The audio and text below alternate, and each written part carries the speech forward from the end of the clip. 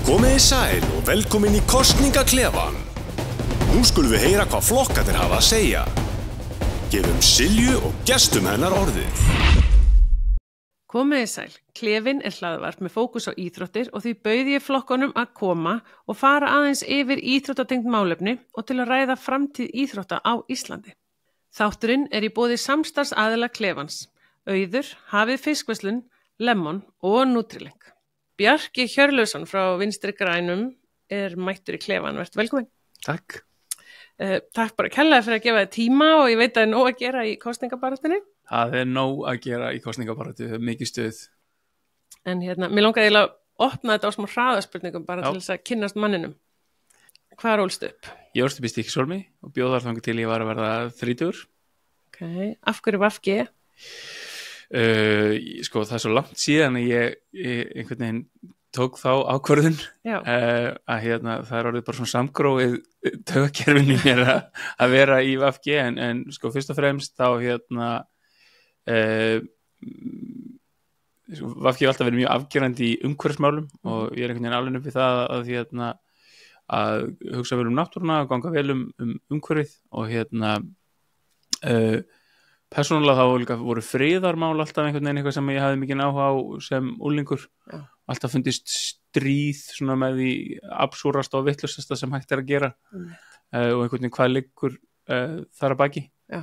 Og og síðan ég einhvern veginn þannig innréttaður mér finnst bara að við eigum að skipta öllu jafnt og óháð sko kyni eða hvaðan fólk kemur og bara þannig að við stefnum alltaf að sko réttlátara og jafnara samfélagi sko það sem við höfum öll einhvern veginn sömu tækifæri og það er VG. Það hljóma vel, sömu tækifæri. Herðu, hvað íþróttir hefur æft?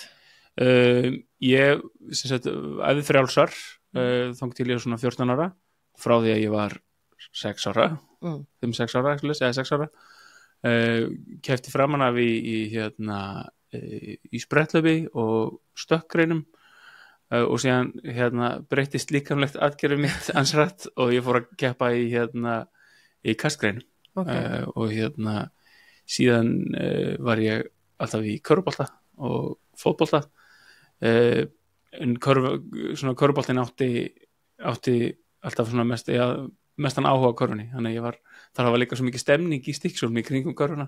Á þeim tíma sem ég alast upp þá Snæfell að verða að liðinu sem það síðan varð. Og þú heldur þá væntanlega með Snæfell? Já, ég sko að þá spila körfu í einhverju brýri í annarri deild fyrir Fylki en spila eiginlega alltaf í Snæfellssokk. Sjálfsögðu, það tekur enginn þetta frá okkur sko. Nei. En hvaða íþrótt fylgist þið helst með? Ég fylgist mest með körfubolta. Langmest. Og þú ert börn?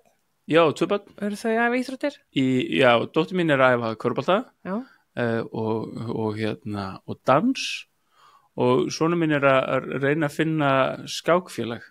Það er meira að segja það að finna skákfélag fyrir 6 ára börn. En já, og dóttir mín sem 8 ára búin að vera að æfa körfu í 3 ár. Ok, vel gert. Líkar við það vel. Og eru þið fjölskyldan duglega að mæta íþróttaviðburði? Já, sko aðalega náttúrulega í kringum körfuna hjá henni og leiki hjá mér og síðan hún æfir með Val þá gerir Valur það mjög vel að involvera yngri flokkana í leikjum, meistaraflokksleikjum sem er bara mjög svona skemmtilegt. Það held ég líka svolítið til að mobilisera foreldrana. Já, fá fleira á völlin. Já. Og hefurðu unnið sem sjálfboðaliði hjá einhverju af þessu félögum? Sko í kringum körfuna þegar ég var yngri hjá Snæfell þá vorum við á borðinu og klukkunni og þetta og í dag þá hjálpum við til á mótum en ég er ekki í neinu svona eyrnamerktu starfi þar sem ég hef eitthvað hlutverk ekki í íþróttafélagi en ég var hins vegar í formaður leikfélags í 10 ár. Ok. Þannig að þú veist, það stutt í svona þessa að taka þátt í. Að taka þátt. Já. Og það gríðarlega mikilvægt, sko. Ok. Herðu, ef við förum þá bara í fyrsta umræðu efnið. Það oft rætt listamannalaunin sem algjörlega frábært, en ekki komin tími á íþróttamannalaun? Jú. Það ekki? Það væri mjög eðlileg leið til þess að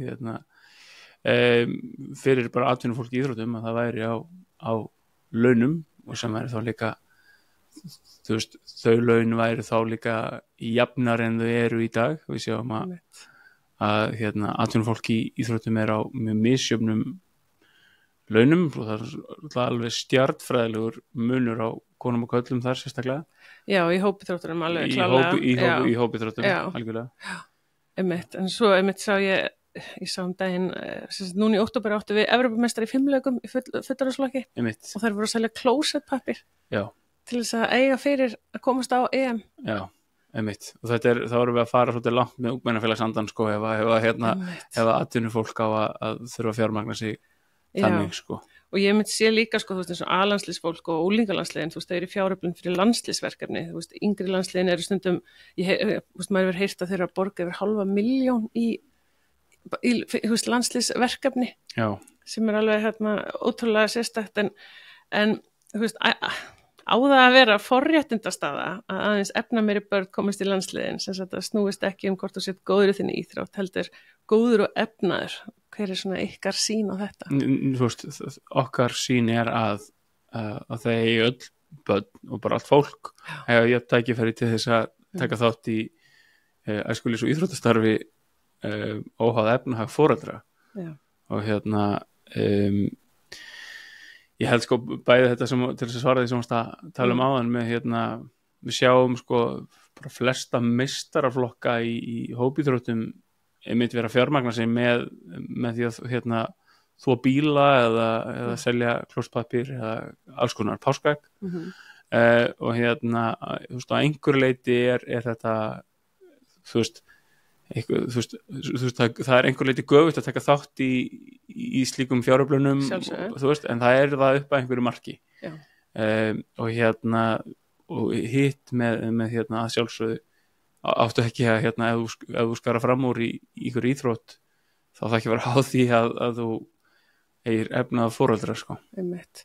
Mjög sorglegt að þetta sé svolítið svona staðan hjá sumum, sko, í íþróttunum. En svo einmitt, þú veist, eins og framlög til íþróttamála að framlögin sem hafa svona komið til íþróttahreyfingarnar hafa bara ekki haldið við í verðlagi því þau standa svolítið bara í stað og svo allt, þú veist, náttúrulega hækka.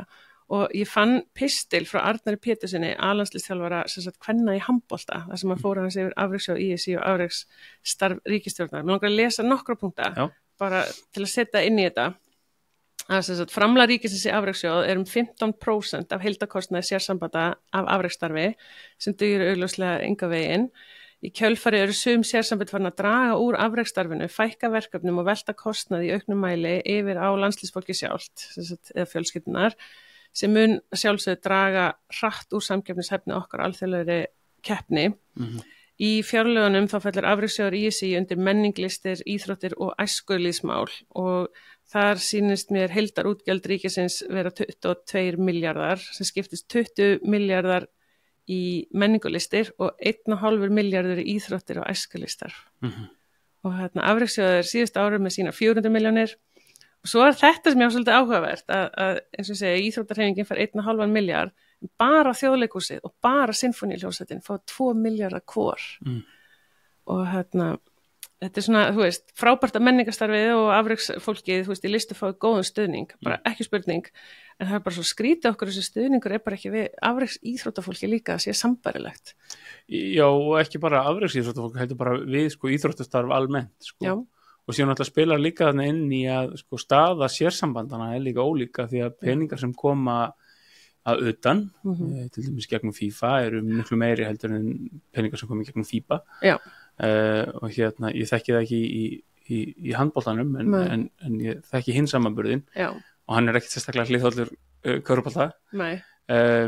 Og og þetta verður eitthvað svona, þú veist, þetta ekki það ekki gott að við sem að bjóða upp á mjög misjafna sko aðstöðu á milli íþrótta og síðan náttúrulega hitt að sko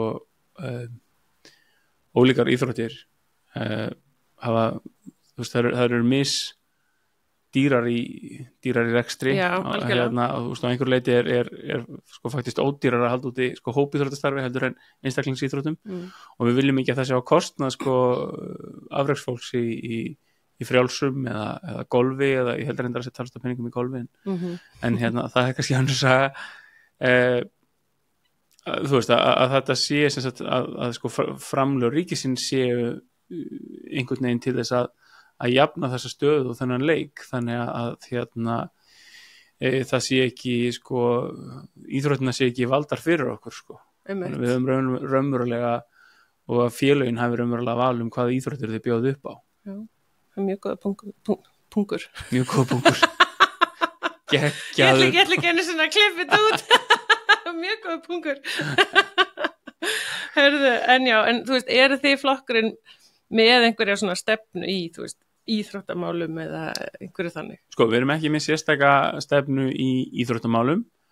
Þú breytir því kannski? Já, þetta er hins vegar og það sem er kannski gleðilegt er að þetta er eitthvað sem við höfum verið sko, sem hefur verið að koma upp á yfirborðið sem umræðuefni á fundum og í málefnastarfi og það er að hluta til innan VFG er fólk sem er að ræða stöðu fólk sem er með ólíka kynskráningu og einhvern veginn hvernig íþróttahreyfingin getur náð utan það ekki með neinn svör ennþá en einhvern veginn mjög áhugavert samt að einhvern veginn reyna áhugavert viðfangsefni að takast á við og holdt fyrir hreyfinguna og þetta bara almennt sko og það kemur kannski inn í það sem þú segja áðan að sko fjárframlögin sko, að við treystum á æskulýsstarf og íþróttir sem okkar, sko, þetta er eitthvað helsta forvarnastarf og við erum flokkurinn sem er á móti búsi í búðir og þessu öllu sko og svona frekar á grensunni gagnvart öllu slíku og alltaf út frá sko lýðheilsusjónarmiðum út frá því að einhvern veginn að vera ekki að búa til sko offrambóð einhverju sem hefur ekki endilega jákvæð áhrif á fólk og þá skýtur það svolítið skökku við að við fjármögnum ekki til fjármögnum er allavega ekki næstu því nægilega vel íþróttastarf.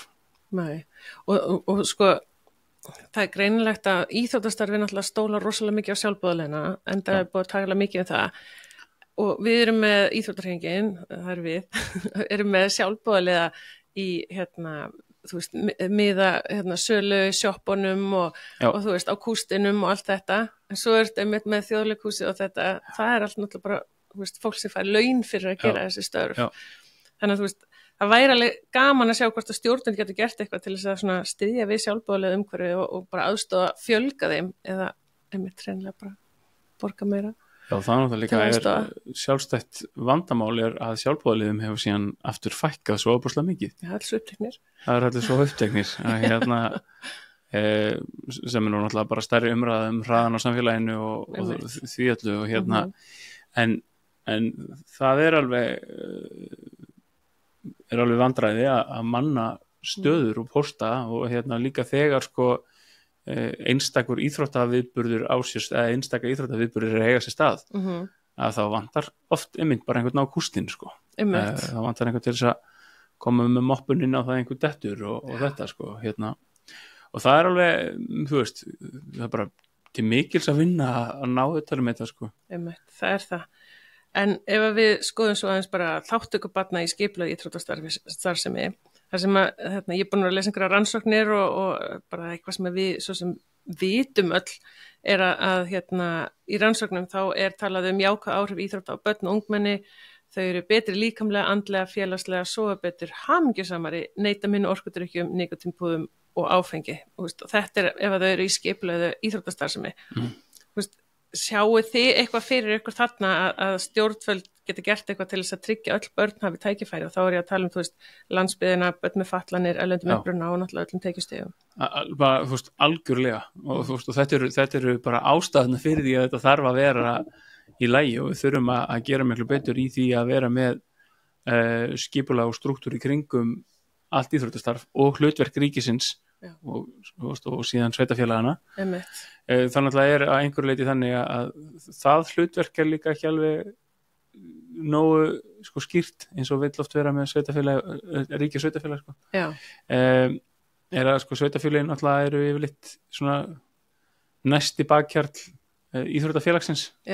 Þannig að það bara nákvæmlega þannig. Og þannig að sko þú veist, það líka þú veist, það mjög misjafnt hvaða aðstöðu sveitafélög búa börnum og sum staðar eru íþróttir ókeypis eða hefur verið reynt til skamms tíma að hafa íþróttir ókeypis annar staðar kosta þær talsvert og sum staðar eru systkinaafslættir og allt þetta og það er líka áhugavert sem kemur inn á með sko með fatlanir og kannski aðrar sko breytur að þetta er eitthvað sem við þurfum alltaf að sjálfsögðu að ná utanum að og gera vel að, veist, að það er svo hægt við því og ég held að allir sem hafa sem er svona hort inn í íþróttús með opin augun að þú sérð alveg sko þú veist bestu æfingatímanir eru fyrir X og X og X og þannig að svona ákveðið svona aðstöðuleysi sem býr til það að að það er svona hierarkía á sko því hvernig fólk kemst að og hvaða þú veist hvernig félagið þjónustar ákveðnar íþróttir umfram aðrar og þú veist að fara óksla pent í það, köttur í kringum heitan graut segja það aðeins að segja það þetta var mjög óljóst í aðeins nei, þú veist að það er bara mjög þú veist, svo ég segi það bara skýrt að það er augljóst að sko kalla íþróttir, hópíþróttir njóta forgangs og þú veist og síðan er þetta bara svona einhvers konar stigveldi og það gerir ekki neitt fyrir neitt sko, það er ekki gott fyrir fyrstulega ekki gott fyrir kallana sem að njóta þeirra forréttinda og síðan er alltaf ekki gott fyrir neitt annan sem að sko er einhvers staðar í einhverjum óljósum píramíta sem að þú veist ætti ekki að vera til staðar. Einmitt. Svo sá ég hérna í Ánægjuvoginni sem er svona rannsókn til þess að kanna heilsu barna og bara skipulega íþróttastarfi að þá eru þau að tala að börn sem koma heimilum þar sem ekki er töluð íslenska eru helmingi ólíklegri til að taka þátt í skipulegri íþróttatómstundastarfi frekar en þeir sem einmitt tala íslenska. Já, og þetta er sko er kannski eitthvað sem kemur síðan inn á að þú talar ekki íslensku og kannski nýflutt eða fluttur til landsins að þá er þetta spurningu sko hvaða outreach hefur íþróttafélag og hefur það hreinlega burði til þess að hafa félögin eða þau erum að tala um peningaleysi eða sérsamböndin hafa þau sko bólmagn til þess að sko sækja þessi börn eða er einhver annar aðili sem þyrfti að sko koma þessu og þú veist þá er náttúrulega skólarnir augljósasta dæmið að það séu allstaðar upplýsingar í öllum skólum hvar og hvernig íþróttastarf fer fram og og ég veit að kona mín er námsráðgjafi og hún hefur hjálpað börnum að komast að í íþróttafélagum og það er alltaf svo sjálfsagt að hálfu íþróttafélagsins en það er, þú veist, þannig að það varðar ekki það að félögin sé ekki endilega tilbúin að taka á móti fólki að það heldur einhvern veginn bara þú veist, þetta er svona hluti sem falla melli skips og bryggju sko. Þyrfti eiginlega einhver að koma með þau, þú veist, erlendubörnin til íþróttafélaga.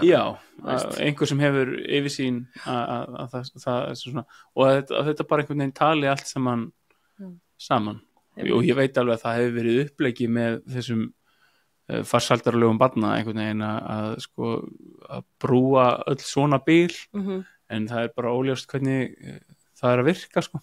En eins og með þú veist nú búa þetta margir út á landi og ég heyri það einhverju einhverju stelpu eða einhverju liði sem að býr á Höfn og þú var að fara að keppa einn leik og Ísafirði þú veist, bara, þú veist, varandi ferðakostnað og þú veist, og svo sem bara frambóð íþróttum út um all land, en allan svona eins og þessi ferðakostnaður og kostnaður þeirra sem búið út á landinu og tekkið það ekki sjálfinu sinni, þú veist, vitum við hvort það sé einhverju styrkir sérstakir til þeirra eða bara meiri klósettpappirsala og það er hérna sko ég hef náttúrulega fylgst með þessu þaðan og pabbi minn er sem sagt formaður Snæfells og verið til áratuga og það hefur verið ótrúlega gaman að fylgjast með og er ennþá ótrúlega gaman að fylgjast með hans störfum fyrir félagið og líka það er alls konar breytingar sem hafa aftur staði verið innan tíma sko.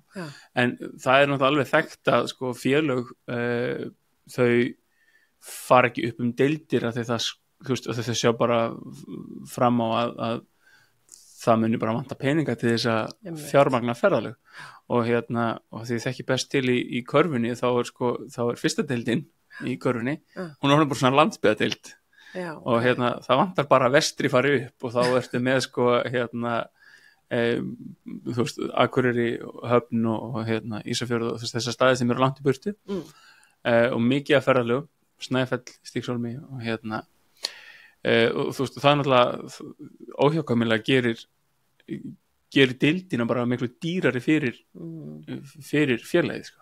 Og þetta er í kalladeildinni og þú veist og þetta er rosa fínt að vera í annar deild því að það eru eiginlega öll liðin nema vestri bara á höfuðborgarsvæðinu þú veist að þannig að maður tæli bara út frá sínum eigin veruleika sko.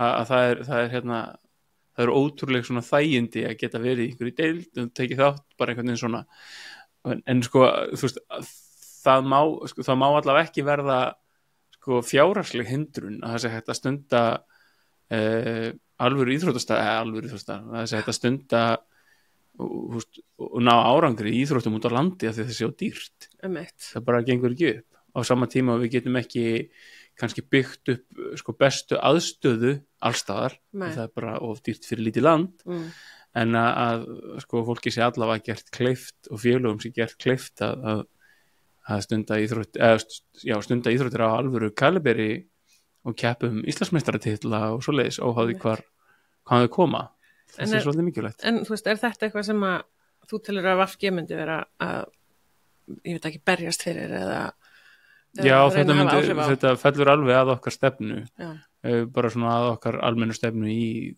byggðamálum og þú veist og bara aukin jöfnuð í samfélaginu sko. Þú getur ekki mismun á fólki eftir hvar það býr frekar en á okkur öðrum forsendum sko. En vissir að frístundastyrkir sveitarfélaga þeir hafa sem sagt ekki hækkað í samræmi við allar aðra hækkanir í þjóðfélaginu Nei, það kemur mér ekkert sérstaklega orð sko. Eflaust er það síðan misjátt á milli sveitarfélaga sko. og mig grunar að þú vísa í fjárlögin áðan að það sko spila einhver leiti inn í að íþrótt- og æskulýðsstarf sem við komum inn á áðan er svo mikið á höndum sveitarfélagana þannig að það sé rauninni peningar sem koma þaðan frekar heldur en beint af fjárlögum og en enga síður þá held ég að sko það megi gera mun betur og sannarlega mætti ríkið, því þessum miklu ríkishyggju maður stíga miklu myndarlegar inn í þetta. Heyrðu, en menntaskóli, 3 ár. Já. Hvernig líst þér á það? Sko, þetta er nú áhugavert að þú spyrir að því að við fórum í VFG og heimsóttum alla framhaldsskóla á landinu, framhaldsskóla menntaskóla. Já. Í febrúar og mars síðan hafa náttúrulega orðið umtalsvert miklar breytingar á hinu pólitíska landslægi en þetta var eitthvað sem við vorum að skoða raunverulega og þá meðal annars eitthvað sem kom upp mjög víða var þessi stytting og ótrúlega sko, svona fjölbreytt svör sko. Rættuðu við krakkana eða voruð að tala bæði. Við? Og þá buðum alltaf fulltrúum nemendafélaga eða einhverjum sem að væri í einhverjum trúnaðarstörfum fyrir nemendur að koma og það var nú held ég bara í meiri hluta heimsókna þannig og mjög eftirminnilega heimsóknin í Flensborg, einstaklega það sem bara það var svo vel tekið á móti okkur á hálfu nemenda. Já, það var mjög skemmtilegt. Svona fyrst við erum í Hafnarfirði. Og hérna sko það er alveg ljóst að sko og rannsóknir benda til þess að árangur hefur þú skilar ekki sama árangri í kennslu eða í námi eftir 3 ár eins og 4 að hérna nemendur eru að koma þetta svona framhaldsskólarnir kvarta yfir því að krakkarnir sé að koma verður undirbúin úr grunnskólanum og háskólarnir kvarta yfir því að sé að koma verður undirbúin úr framhaldsskólanum og hérna og eflaust á þetta líka einhverjar frekari og fleiri útskýringar því það er aldrei neitt svo einfalt sko. En hérna svona heilt yfir þá svona fannst mér svona eins og að sko það væri fyrsta leið mjög mikilvægt að börn úlingar og ungt fólk hefði val að vera í 4 ár og það er víða þannig en líka það væri svona áþreifanleg víða pressa að klára á skemmri tíma en ella og þetta er náttúrulega einhvern veginn Fannst þeim þetta jákvætt eða neikvætt eða bara bæði eða hvað? Bæði og þú veist það var náttúrulega einhverjum sem fannst þetta jákvætt og margir sem vilja bara einhvern veginn rumpa sínu námi af til að geta haldið áfram en það sem er kannski svona nokkuð borðleggjandi er að þú ert að taka alveg heilt ár út og þú ert að taka út oft sko skemmtilegasta árið þar sem að þú ert búin að ná bestum tökum á þínu námi og í þeirri menntastofnun sem þú ert einhvern veginn í og ert einhvern veginn komin í meira félagsstarf og hérna allt þetta en þú veist, síðan er bara þú veist kannski kom mest á óvart þegar hvað þetta eru ótrúlega ólíkar stofnanir. Já, er ekki líka sko munur á þú veist er ekki, þú veist þessi eins og Vestló sem eru bekkikerfi og MR og eitthvað versus eins og Flensborg og þú veist það sem er bara fjölbraut þú veist, er ekki þú veist, munur þar á? Jú, það er þú getur náttúrulega farið svolítið á þínu peysi í þú veist, þegar það er ekki bekkikerfi Já, og gasta í rauninni alltaf Já, líka áður þessar breytingar einhvern veginn eiga sér stað og hérna og þetta, þú veist, ég held að sko praktist hafi þetta verið flóknara að útfæra fyrir bekkjakerfa skóla og hérna sem eru nú svona einhver leiti okkar svona virtustu og elstu menntastofnanir sko þannig að það er mjög áhugavert að þú veist En hver er þá niðurstaðan ykkar eftir að hafa skoðað þetta? Bara, veist, eru þið hrifin af þessu eða bara okkur þótt allavega tilefni til þess að skoða þetta að hérna að því að það er ekki borðliggjandi þetta hafi endilega verið jákvæð sko breytingu á öllu leyti og hérna af því það var líka til staðar að þú gast alltaf farið hraðar í gegnum námið þú vildir og hérna það er ekkert þú veist þetta er einhvern veginn markmið er í rauninni bara að við séum á pari við námshraða annars staðar sko en það þýðir þá við þurfum að breyta því hvernig við kennum í grunnskólum þannig að við séum þannig að tröppugangurinn í náminu sé réttur og að við séum þá í lok grunnskóla og í byrjun framhaldsskóla að kenna fyrsta og annara stigs nám og síðan annars og þriðja stigs nám og þriðja og fjóra stigs nám en þróun hefur svolítið verið þannig að við höfum að þú veist við erum á einhvers konar fyrsta stigs námi alveg fyrstu 2 árin í framhaldsskóla af því að það er einhvers konar misræmi hérna á milli virðist vera Ég er ekki neitt sérfræðingur í þessu sko en ég er svona að reyna að svara þessu eftir Já, en finnst þið krakkandi finna fyrir meiri pressu á 3 árum? Já, þú veist, það var mjög víða sem við heyrðum það Ok, því að það sem að íþróttahreyfingin er svolítið að tala mitt er að út af það er svo mikil pressa það er alltaf að gerast svo hrætt í menntaskólanum að þá er fólk að tala að brottfalli sé meira svo í íþróttum og ég hef engar rannsóknir fyrir mig fyrir því en það eru rosa margir einmitt að ræða þetta og þú veist, ég hef heyrt dæmi þar sem að til dæmis einhverja bestu stelpur í landsliðinu, í einhverju handboltalandsliði, að þú veist, ef að þær eru all in í íþróttum og þú veist, þá eru það, þú veist, þetta haldar áfram í skólanum, en ef þú ert orðin sko bara svona meðal í báðu, að þá hættir bara frekar íþróttum og einbyttið er í skólanum. Þú veist, bara út af því við erum búin að ræða, þú veist, þessi brottföll og hvað getum við gert og eitthvað svona, sko, þú veist, þá finnst mér þetta svona áhugaverður punktur að, þú veist, við séum að þrengja þetta, þannig að við erum kannski í sömu tilfellum að láta krakka þurfa að velja, út af því að þeir sem eru einmitt, þessi íþróttamenn sem eru bara hardcore íþróttafólk, að þau auðvitað bara láta þetta ganga, en hinnir sem eru kannski ætla ekki að vera endilega afreiksmenn en langar að vera í íþróttum, að þau þurfa kannski að lúfa undan íþróttunum, sko. Þetta er reyndar líka eitthvað sem við heyrðum talað að það er miklu minni tími fyrir félagsstarf og það kannski aftur inn á þetta með sko að 4. árið var skemmtilegasta árið af því að þú veist þá er fólk oft búið með umtalsvert af náminu sínu og hefur aðeins meiri frítíma og getur svona aðeins svona notið þess að taka þátt í félagsstarfi sko og íþróttum. Mér sýnist þá að sko krakkar sem ætla að vera í íþróttum að þau þurfa að velja svona fjölbrautaskóla þar sem það er ekki bekkikerfi til þess að geta farið á sínum hraða og ég hef alveg heyrt að sumir með þess að klára það á 2,5 ári því þeir eru að fara ellendis en aðrir, þú veist, þurfa kannski bara lengri tíma til þess að ná sinna öllu vel, sko. En allavega hana. Herru, þjóðarhöll og þjóðarleikvangar. Ég skrifa með þess að leikfangar, en Hérna, 2015 þá byrja að ræða þjóðar... Fangar og leikfangar. Já, þetta er svakalegt, sko.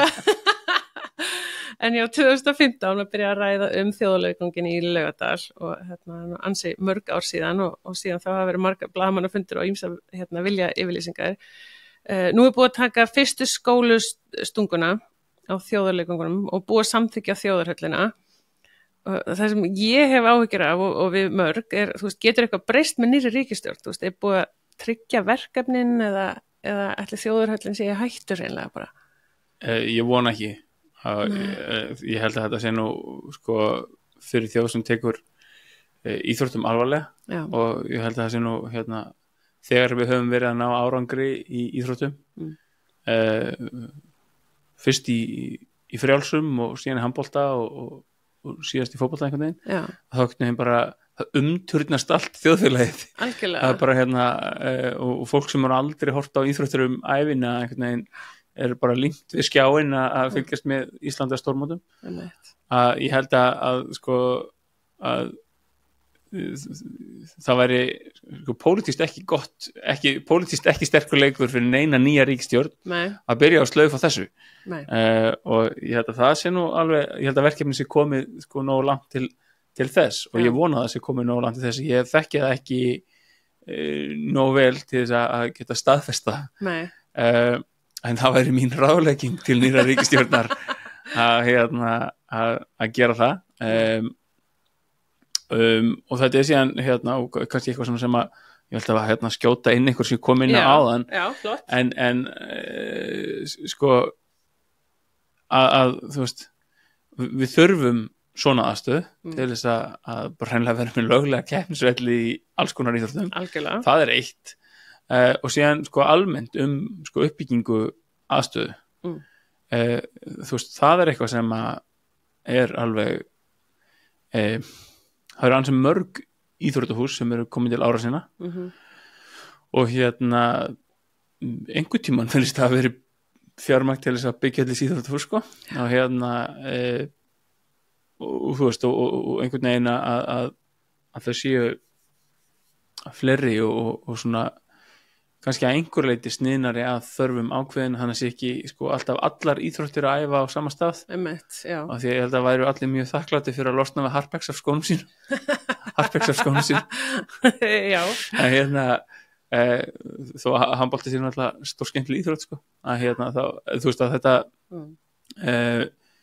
þetta er eitthvað svona sem að ég held að við gætum gert miklu betur bara á landsvísu sko að það væri betri íþrótt aðstæða svona heilt yfir þó sannarlega sé hún víða góð. Og heldur að VFG seti peningi það? held ég að VFG sé ekki beint sko, ekki flokkurinn en Munum berjast fyrir því. en beitum okkur fyrir þjóðarhöllinni Já. og og ég held að það hafi nú verið konsensus það sko að gera það og ég held ekki að þetta fyrir svolítið fyndið að því að ég held að svona einhver leiti er svo oft litið á vinstri menn sem einhver svona antisportista sko Já. sem ekki það er ekki rétt Það er ekki. það er svo það sé við erum ekki alltaf bara með lopadrifil að drekka latte sko og sem ljóð það er bara Samt í loppa peysu. ég veit, þetta var ég hugsaði þetta leiðin ég bara þetta er ekki gott múf ég ætla að mæta í bara í einhverjum körfuboltabúning eða eitthvað líklega fyrsti maðurinn í lopapeysu sem tekur viðtal við Jú, ég hugsa það. En það sem ég sá nefnilega áhugavert er að vissir að við erum ekki eins og samkeppnishæfi Færeyjar og það er 55.500 íbúar. Þetta vissi ég komst að einhvern daginn og var blöskraði pínlítið Ótrúlegt. að já, það er En það hafa þeir einhvern tímann rætt að taka leiki í Færeyjum, Já, sko. já. Þetta því að litla Ísland á það ekki, sko. Nei. En heyrðu, veðmála starfsemi Já, á Íslandi, því að þú veist, núna nýtir náttúrulega íþróttarhreyfingin góðsa starfsemi Geturinn og Getspá, fá sem sagt hluta af því og þau eru með engaleyfi hér á landi í þessu og styrkja íþróttarhreyfinguna með sínum hagnaði og samkvæmt rannsóknum allan að þá fylgir ekki spilafík með Geturinnum og Getspá, þetta er greinilega frekar einfalt í raun og veru. En nú starfa, þú veist, fullt af fyrirtækjum hér á landi sem eru ekki með leyfi fyrir þessari starfsemi. Þú veist, hver er skoðun ykkar á þessu? Sko, við vorum með lögum fram Steinunn Þóra Árnadóttir, þingmaður VFG, lagði fram á síðasta þingi fyrirspurn sem sagt veðmála starfsemi nú er ég að halda allt í hún, þetta hafi verið þingsályktun. Við vorum allavega að ræða og koma þessu á inn í umræðuna. Já. Af því að sko það er verið að veðja sko erlend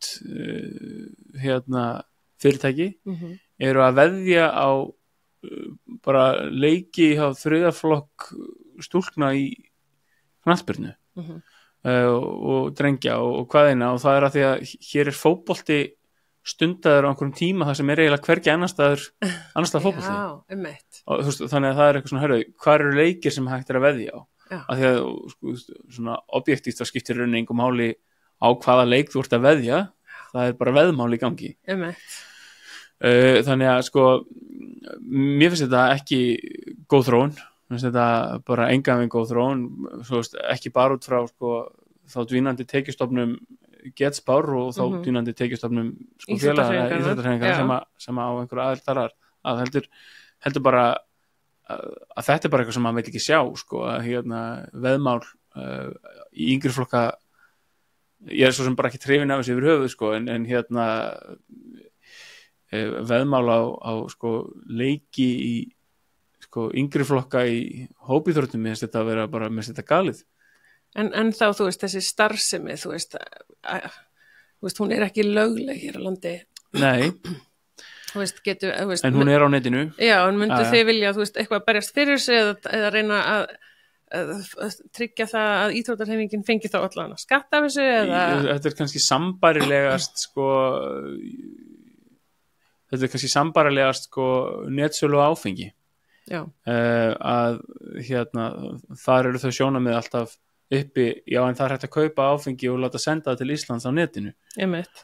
Og netsala á áfengi á Íslandi er hýst á erlendum vefsvæðum. Já, ok.